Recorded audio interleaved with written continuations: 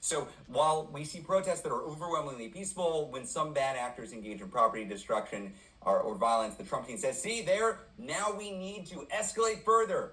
And that's Trump's plan. Rinse and repeat. It's straight from the authoritarian playbook, right? So all of these actions we've seen over the last week, they don't come out of thin air. All of this escalation isn't random. It is in the lead up.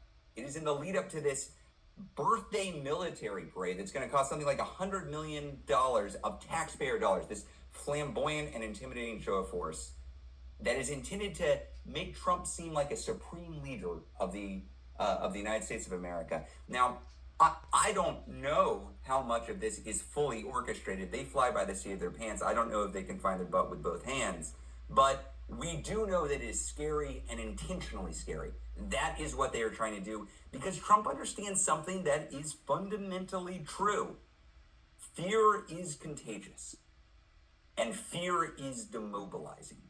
And he is seeking to sow that fear so he can concentrate power in his own hands. This is the world that we're living in right now. But we know something fundamentally true too, and that's that courage is also contagious. When the fascists crack down on small-scale, nonviolent protest, what do we need? We need large-scale, nonviolent protest. That's what works. Leaders, institutions, and everyday people who are currently on the sidelines trying to understand this moment need to know that defense of democracy is inevitable, overwhelming, and irresistible.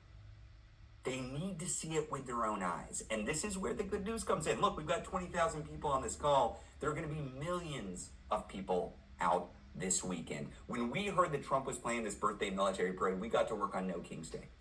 We wanted to avoid any sort of counter protests in DC that would give Trump an excuse to crack down on protests. And instead, we said, we're going to organize everywhere else. And look where we are. More than 2,000 events across every single state, 17 countries. There are 150 international events. We are going to show them, look, power does not reside in Washington. The power is with the people in red, blue, and purple states, in rural communities, suburban communities, urban communities. All of these people are volunteers who showed up, looked around, and said, damn it, I guess I've got to do something. And what are we doing? We're showing up. Trump can have his pathetic little party in D.C. We're everywhere else. We are flying American flags everywhere. We're featuring veterans on stage. We're showing up with patriotic zeal. Most importantly, we are showing up in force in red, blue, and purple communities in defense of our constitutional rights. At a time of autocratic breakthrough, here's what we know. Here's what we know that actually works. There is nothing more impactful than showing up peacefully in your own community, and there is nothing more quintessentially American than showing up peacefully and petitioning our government for something better. That's how we formed this country in the first place. Despite how unsettling all of these escalations from Trump are, it does not come from a place of weakness. Or it doesn't come from a place of strength. It comes from a place of weakness. He is lashing out. He is testing the boundaries of his power, and we are pushing back to show him, no, you will not be able to do that. In America, we don't do kings.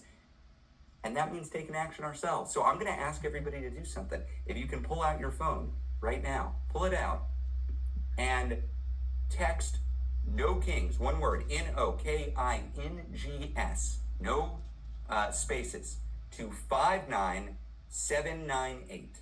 That's No Kings to 59798. This is how we're going to be able to communicate in real time. This is how we're going to be able to follow up after the mobilizations on Saturday. And this is how we're going to be able to keep on protesting, organizing, and saying to Trump and his lackeys, we don't do kings in America. So I'll see you out in the streets on Saturday. And until then, Danny, I think I pass it back off to you. You do. Thank you very much, Ezra. And like he said, courage is contagious, and I am truly inspired to be out there on Saturday with y'all. Really appreciate that message, Ezra. So, folks, we're going to keep it moving here. We have so much to get to, and we still have a lot of special guests ahead that we want you to hear from. We have spent the first half hour of this call talking about the political context for No Kings, which has laid the groundwork for what comes next. Now, we promised y'all some resources and practical support as we head into Saturday, so our last few speakers here are going to do just that. I am very excited to introduce the one and only Britt Jakovich. She is the Deputy Communications Director for Move On, who is going to be sharing some message guidance, and she'll be followed by Mary Small, the Managing Director at Indivisible, who will talk about some action guidelines. And then our almost last speaker tonight will be Anu Joshi, the National Campaigns Director with the ACLU, who will give us a short Know Your Rights training. Britt, I'll hand it over to you. Thank you, Danny. Really excited to be here. And like Ezra and others said, courage is contagious. And you know what else it can be? Exciting. Are you excited? I'm excited. Excited to take the streets with y'all on Saturday. Excited to bring new friends, bring our flags, bring our pets, bring anyone we can to really show up in masses. And I'm really excited to be here tonight and support all of you as much as we can to have a fun, inspiring, and peaceful event on Saturday. So I'm here to give some messaging tips, like Danny mentioned, because one of the most important reasons for why we protest is to bring attention to our message and shift the narrative. The best thing we can do on Saturday is peacefully come together and talk loud and proud and lead with our why about these three things. 1, why are you showing up? 2, why are you hosting in your town? And 3, your story, your community, your voice. That's what moves people. But what may be even more important is your visible message. We know Saturday will be overwhelmingly peaceful, and we are heading into the No Kings rally with a clear mind that we are there to peacefully voice our dissent to this egregious, corrupt overreach since January 20th. And like many others have said, it's not just a small showing. Nearly 2,000 locations, and what we anticipate will be millions of people, are showing up in the same peaceful way. That matters. That's impactful. And we don't want to give the Trump administration or right-wing media any reasons to put us on defense. Every sign, chant, and camera shot tells a story. So ask yourself, what do I want people to see when they scroll through social media, when they turn on cable news, when they show the latest Facebook posts to their friends? And we want all of them to see a powerful, diverse, peaceful crowd standing up together, no fear, no violence, to say that Trump's agenda is deeply unpopular. All for him, none for us. And that's not just a vibe, it's a deliberate strategy. Trump wants chaos on camera, and so we shouldn't give him any footage to use. And we win by showing the truth. We are joyful, proud, nonviolent in every corner of the country. The last thing I'll say, if you remember anything else, remember this. 2 things are true in this country.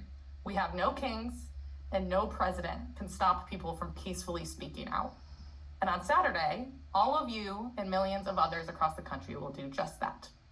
And with that, I have the pleasure of welcoming the wonderful Mary Small, Indivisible's Managing Director. Great. Thank you so much for that, Britt. And so excited to be here with all of you tonight.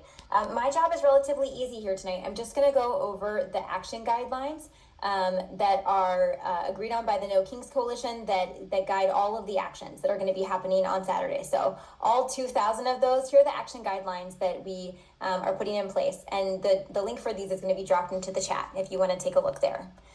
To just go through them, number 1, we exercise our right to assemble peacefully in public spaces.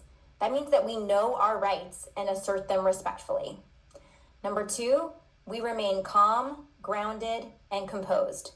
We lead with courage and model peaceful presence.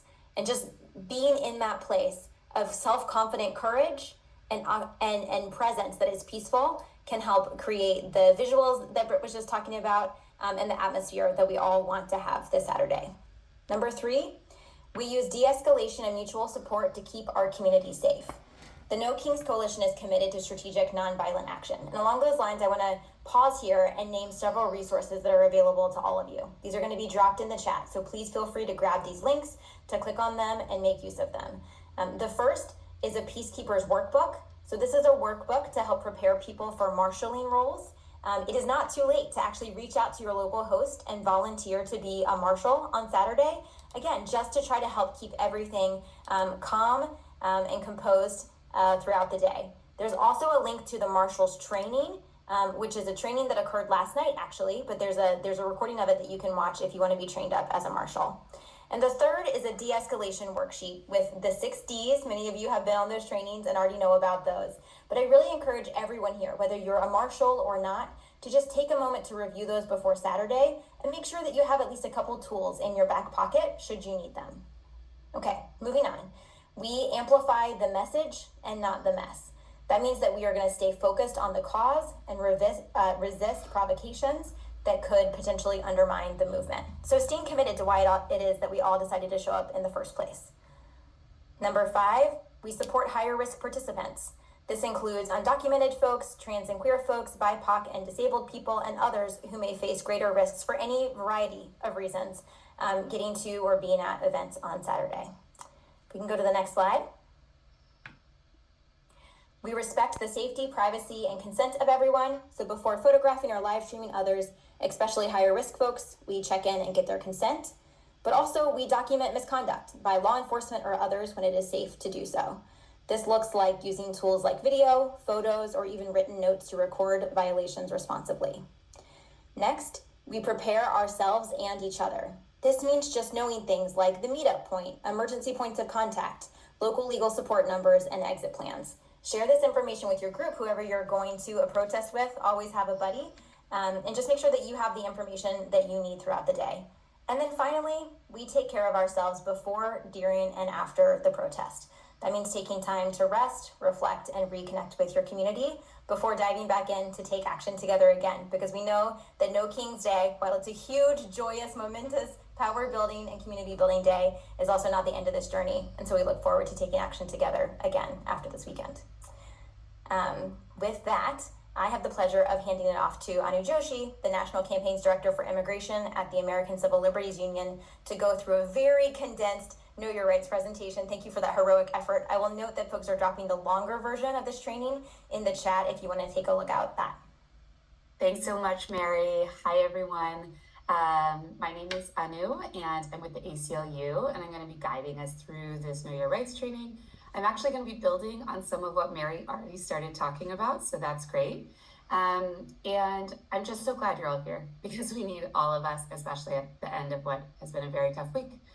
So if we go to the next slide, before I get into your rights and what your rights are, I just want to talk about some of the best practices. And again, this is building on some of what Mary just covered. So if we go to the next slide, I just want to talk a little bit about safety planning before a protest. And what I want to say is that this can make a huge difference if things get tense or confusing on the ground, is just have a few things in place before you get to the event. So take a few minutes before you go to think about what could go wrong. And the goal here really is to try to prepare for some scenarios that might happen so you're not caught off guard. And so if there are moments where you're feeling tense or panicked, you've thought about it in advance and you have an idea of what you want to do. Make sure you have a protest buddy. Make sure that the person that you're going with has about the same risk tolerance as you do. And it's a really good idea to talk about that in advance. It's also good to talk about like things like how long you plan to stay, flags that would make you want to leave the event, how you plan to communicate with each other. You know, a lot of these events are going to be really, really large, which is fantastic. And it might mean that your cell phones don't work. And so you should have a plan on what you're going to do if you get separated, where to meet up, if you both are going to go home on your own and then check in. Just making sure you have that plan in advance will make the whole event a lot safer. Before you leave, it's also really important to choose an emergency contact who will not be attending the event. And just in case something happens, share what your plans are with your emergency contact in advance and let them know what kind of support you might need, whether it might be legal aid or just confirming that you made it home safe. It's really important that someone who won't be at the event knows that you'll be there and knows to check in. And that's especially important if you have caregiving responsibilities. You might want to consider giving that emergency contact a key to your home and preparing them to help take care of loved ones should it take you a while to get home. If you can't get home when you plan to be home, you just want to make sure that you have all of your bases covered. As Mary mentioned, all of these events on Saturday have amazing event organizers and safety leads. And so the first step to a good safety plan is knowing who your points of contact are. When you get to the event, hopefully they'll be pretty obvious. A lot of times you probably have noticed in the past, they're wearing, really ugly bright yellow vests. They might have some other kind of clothing on them that indicates that they're marshals or event organizers or there to help keep you safe. So when you and your buddy get there, try to find them in the crowd so that if something happens, you sort of know where to look, who to enlist to help, because you're not there on your own. We're there as a part of a community. There's a lot of thought that has got into making sure that we all stay safe at these events. And then finally, I would just say, in this age of not needing to ever memorize anyone's phone number, it's a good idea to write important phone numbers on your body. So that way, if for whatever reason your phone gets lost, broken, confiscated, you have the ability to contact your emergency contact. It might be legal aid groups, bail funds, or whoever else that you think it will be important for you to reach out to in the event of an emergency, if you get lost, if you need help, if you don't have your phone. So those are some safety tips to think about before you get to the event. So if we go to the next slide, let's talk about what you should bring. So first off, let's talk about your phone. Should you bring it to a protest? And this really depends on so many things. And I want to talk a little bit about what the risks are of bringing a phone, fully understanding that it might feel wild to try to even think about leaving your phone at home. Your phone keeps you connected with the outside world. You can get updates from event organizers. You can call for help if needed. And importantly, as Mary mentioned, you can record events that are happening, especially in moments of escalation. I want to flag, though, that there are real risks. If your phone is on, even if it's in airplane mode, there's a chance that your movements are being tracked. The only way to ensure that you're not being tracked through your phone is by not bringing it at all. If you do bring your phone, there's a couple of important things you should know. You should obviously charge it fully before you go. You should turn off the biometrics and switch to a passcode. So that means disabling the fingerprints or Face ID so that someone cannot unlock your phone without your explicit consent. And so really before you head out on Saturday, make sure if you can, turn off those biometrics, turn off the Face ID, use a numerical or alphanumerical passcode. If you bring your phone, try to keep it on airplane mode as much as possible, but understand that that is not totally protective. And just make sure if you're using messaging, download an encrypted messaging app like Signal is something that we recommend, especially if you need to communicate with other folks that are at the protest with you. And lastly, I just really want to uplift what Mary mentioned, but be cautious and considerate when uploading to the internet photos and videos you've taken at the events. Try to make sure that you don't share anything that clearly shows identifying features of other people. There's a lot of apps now that let you blur faces. One good option is to try to take pictures of people's backs watching the protest, but we just want to be really considerate and mindful of what other people's risk tolerances might be. So let's talk about what to bring. We recommend that you bring a US photo ID if you have one. We recommend you bring water, especially since in many places it's supposed to be very hot on Saturday, snacks, a little cash. Basic supplies can go a really long way at an event like this and in the event of an emergency. If you have essential medication, it's smart to bring at least a few doses just in case you can't get home in the time that you thought you would. You can bring a mask if you'd like. It may help protect you from facial recognition technology. I'll just flag, that mask laws vary from state to state, and there are some states where law enforcement can ask you to remove your mask. Okay, so we go to the next slide. Quickly, just what not to bring. We recommend that you don't wear contacts. We recommend this because although we fully anticipate that these are going to be peaceful, joyful events, in the event that tear gas or pepper spray is fired into the crowd, it can get trapped between the contact lens in your eyes and it can really cause pain and damage. So it's just much safer to wear glasses for protection. We also recommend that you leave anything illegal or even questionable at home. That includes weapons or drugs or even drug paraphernalia, even if it's legal where you live.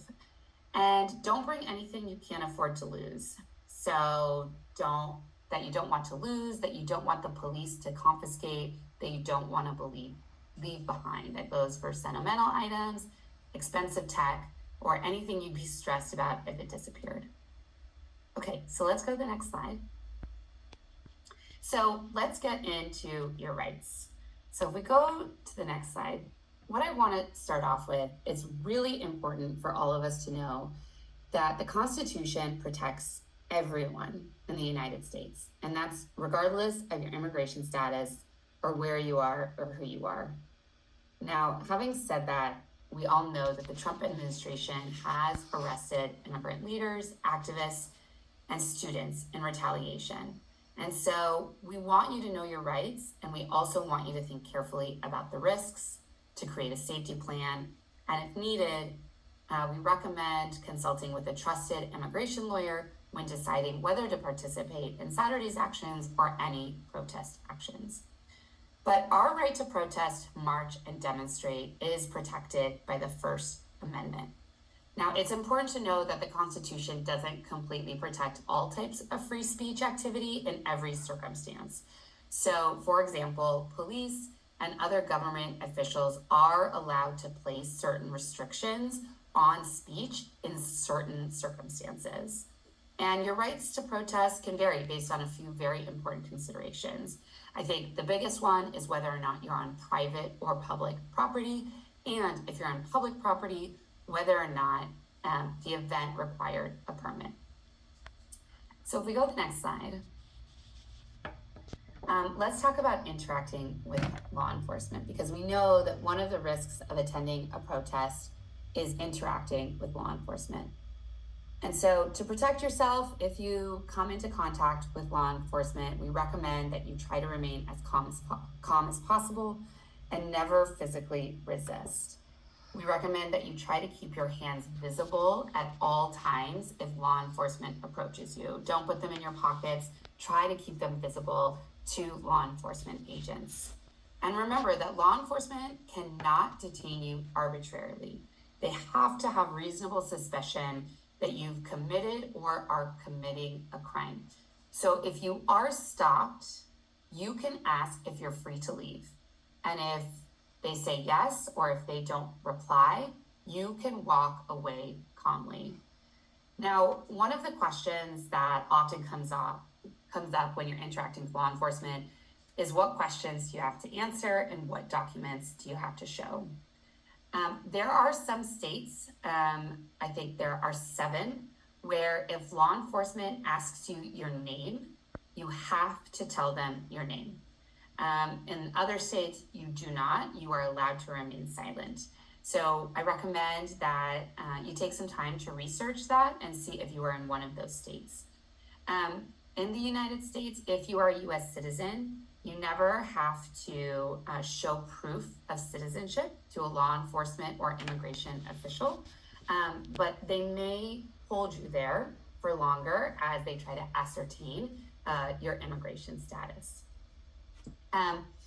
If you are not a U.S. citizen and you have some sort of immigration status, you do, if you are over 18, have to carry your immigration papers or copies of your immigration papers with you at all times. And if requested by an immigration agent, you do have to show those documents. If you are undocumented, if you do not have documentation, you have the right to remain silent, and you have the right to consult with a lawyer before answering any questions that an immigration official might ask you. And I just want to flag there, the right to remain silent includes the right to refuse to sign any paperwork they may present you with. And as I mentioned, the right to wear a mask also differs state by state, and so I encourage you to consult the laws in your state. So if we go to the next slide. We covered this already, so we can go to the next slide. Okay, so I just really want to emphasize this. This is so important when we say it twice. You have the right to remain silent, even if you are arrested, and to speak to a lawyer before signing anything. If you wish to exercise those rights, say so out loud. Say, I am exercising my right to remain silent. You do not have to give any explanations. You do not have to give any excuses. You are not required to discuss immigration or citizenship status with the police, immigration agents, or other officials. And it is true that whatever you say can be used against you. And you also have the right not to consent to a search of your person or your belongings. And law enforcement agents do not have the right to search you without consent or probable cause. And what probable cause means is that law enforcement agents have facts that make it probable that you are committed, or in violation of a federal law or committing a crime. There is an exception that police may pat down someone's clothing if they suspect the individual is carrying a weapon. Okay, if we go to the next slide. As we said, we are fully anticipating that these events will be peaceful, they will be joyful, and that we will all be in community and keeping each other safe. But we wanted to make sure you knew your rights if you are arrested by the police. I guess it's so important we're going to say it 3 times. You have the right to remain silent until you speak with a lawyer. You have the right to make a local phone call. And if you're talking to your lawyer, police are not allowed to listen. If you can't afford to hire an attorney, you will be appointed one on your court date. And if you can, it's best to post bond as soon as possible. And this is when that emergency number that you've written on your body will come in incredibly handy. Okay, we go to the next slide. If you witness someone interacting with law enforcement and you are comfortable and you feel safe staying at the event, you should try and record the event. And that can be on your phone, taking a video recording, and it could be taking copious notes. And there are a few things that you should try to get if you can safely. And so that's so important to assess your own comfort level and make sure that you're safe. If you're able and the person arrested is comfortable and welcomes your support, ask them to share their name, date of birth, emergency contact, medical conditions. Write down as much of that as you can or record it on video so that you can transcribe it later. Write down a description of the arrest with as many details as you can get, whether that's the officers' names, their badge numbers, if they're in a car, the license plate number, who the agency is. Try to get where exactly you are, the exact address, as best as you can describe it, as much of that information that you can get down as possible. You can use this information to then contact either hopefully their emergency contact if you were able to get that information, or to let event organizers or marshals know as much as you can. Share it with a local community group or bail fund. Do whatever you can to get that information to someone who can help. If they let that person go, share that information, share all of that documentation, and if you have the video of the interaction with the person that was there. So if we go to the next slide. And I just want to flag that this is so important you have the right to talk about and publicize truthful information. Telling people their rights is your right. And so if you see someone interacting with law enforcement, it is your right to remind them that they have the right to remain silent, that they have the right to talk to an attorney, that they do not have to answer any questions or sign any documents until they've had that opportunity to talk to an attorney. If you go to the next slide. And I just want to say that everyone has the right, when they are present in any public space, to photograph anything in plain view, and that includes federal building and the police. On private property, there are different rules. The owner may set their own rules about what is allowed in terms of photography and video. But if you are in a public space, you have the right to photograph and take video of anything in plain view, and that includes the police. Additionally, police officers are not allowed to confiscate or demand to view your photographs or video without a warrant. They are also not allowed to delete data off of your phone under any circumstance. And this is true no matter what, regardless of your immigration status, regardless of whatever, you have these rights. Police officers may ask people to cease activities that are interfering with what they might call legitimate law enforcement operations. And if they ask you to back up or give them space, you should listen. You should continue recording, but you should make sure that you back up and listen to police officer instructions. And I'll just end this section by saying that the First Amendment really typically protects the right to record images, video, images, and audio. Images and video. But the legality of recording audio varies, again, state by state, and some states require consent for those who are being audio recorded. So just keep in mind, if you're videotaping, it'd be good to know if your state requires consent in order to keep audio. Okay, we go to the next slide. If you think your rights have been violated, write everything down. If you think someone else's rights are being violated, write everything down and file a written complaint with the agency's Internal Affairs Division or Civilian Complaint Board. I'll also put in a plug here. The ACLU has affiliates in every state, DC and Puerto Rico. Share that information with your local ACLU affiliate, and they'll get back to you and let you know if they can get involved. So lastly, I just want to say thank you so much for all of you for showing up. The fight isn't easy, but it's so important that we all know our rights and exercise them this Saturday.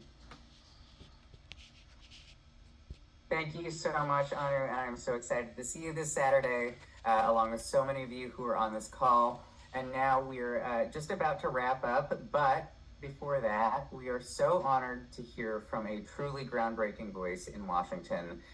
He's an activist who has marched with us, who knows the power of the people firsthand, and knows how to bring the energy and the conviction that we need from the halls of Congress out to the streets.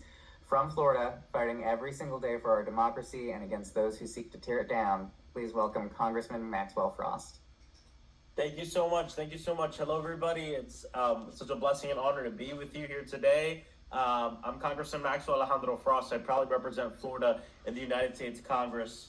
And I'm going to be very honest with y'all. Today was a very difficult day because, you know, I came into Congress this morning, went to an oversight committee, speaking with three governors, Pritzker, Hochul, and Walz. And I came in with a question that I wanted to ask them because here's the thing. A lot of people, we have a lot of leaders talking about what's going on right now in hypotheticals, but none of this is a hypothetical. When they first got into office, Trump and his administration, they talked about arresting elected officials. And what happened? A mayor was arrested. They talked about arresting judges. And what happened? A judge was arrested. Then a member of Congress was arrested, LaMonica MacIver, who's been indicted on federal charges. And not just that, but then today, literally 2 hours after I was on the oversight committee and I asked the governors in front of me, what do you do when federal agents come to your governor's mansion and it's your security versus agents of the federal government. They're there to take you because Tom Homan said, we're arresting governors. What do you do? I asked him that question, and Republicans online and on the committee said, you're being overreacting, you're being hyperbolic. And 2 hours later, what happened? Senator Padilla, in his own damn state, went up to ask a question of Kristi Noem. And not only was he pushed out of the room, but he was thrown to the ground and he was handcuffed. And if this can happen to a U.S. senator, it can happen to anyone, as we've seen. We live in dangerous times, and that's why the mobilization this weekend is so important. Because what authoritarians always do is they're never satisfied with the power they have, so they break the law. First they start breaking it just a little bit, then they do a lot more. But what they do is they break the law, they go above the line, and then they look to the people. If there's silence, what do they take that as? They take it as us accepting what has happened. They take it as us giving them permission to continue doing it. That's why this weekend is so important. It's not just about protesting one parade. It's not just about even protesting one person, but it's about protesting what is happening. That whether it's Donald Trump, Republican members of Congress who refuse to step up and defend not just our Constitution, our people, our humans, or the billionaires and the oligarchy that want to continue to rule our lives. This is about saying hell no to all of it. And I want to tell you, I've been so inspired by the nonviolent protests we've seen across this nation. And yes, we all know that most of this, like 99.999% of all the protests across the country has been nonviolent. But we know what Trump does. He lies. And then he sends the military, the U.S. Marines, people who pledged an oath not to Donald Trump, but to our Constitution and to protect our people. He sends the Marines, people who are trained to fight wars and to win, not to de-escalate a protest in Los Angeles. And the reason why we all have to care about this is because Donald Trump he's testing things, but he's also trying to squash dissent. There's a lot of people who want us to believe that this is just a distraction. And I actually want to encourage everyone to not use the word distraction, because that implies that you shouldn't look at one thing and you should look at the other. It's not just a distraction. What he's doing is he wants to enable the Republican Party to pass this evil budget, because the only way you can take away health care from 15 million Americans is if you squash dissent and you suppress the First Amendment, whether it's the military or federal officers throwing a senator to the ground and handcuffing them. Right when I saw that video, I ran down to the Oversight Committee to motion and move us to subpoena Kristi Noem. The Congressional Hispanic Caucus, we marched across to the Senate floor to tell Thune he needs to stand up for his members, whether Democrat or Republican. But we also know that this fight isn't just in the institution, it's outside of it as well. And us banding together through nonviolent protests. I want to say something really quick about nonviolent protests, because it's not just about optics or because it's the right thing to do, but strategically. If you study movements, not just in America, but around the entire world, the ones that are most likely to win are the nonviolent movements that capture the hearts and souls of people across the country, but across the world. And as we take to the streets across this entire country, I know that it's going to be incredibly powerful, and it's going to overshadow any parade that this authoritarian dictator wants to do. So I appreciate you all so much. I'm sending you so much love. Be safe out there. Look out for each other. And I love this ACLU training that just happened, because Know Your Rights trainings are not just for undocumented people or people with a different status. It's for all of us. What Trump is trying to do and Tom Homan wants to do is they want the whole country to be ICE, to be reporting each other. So what we have to do is the opposite. We have to know each other's rights. That way when they come for your neighbor, when they come for your neighbor's children, when they come for you or anybody, you know exactly what your rights are, but not just what your rights are, but what the rights are of your community. And that's how we're going to get through this. So God bless you all. We'll see you out there, and let's continue to fight. Thank you. Thank you so much to Representative Frost. We love hearing from you. We look forward to seeing you out there on Saturday. And to all of you who were on tonight, all of our speakers, all of our attendees. We are so thankful that you were here with us. We are going to be dropping all of these links one more time in the chat. We will also send a follow-up email to everyone with these resources. Thank you again. We will see you on Saturday for No Kings.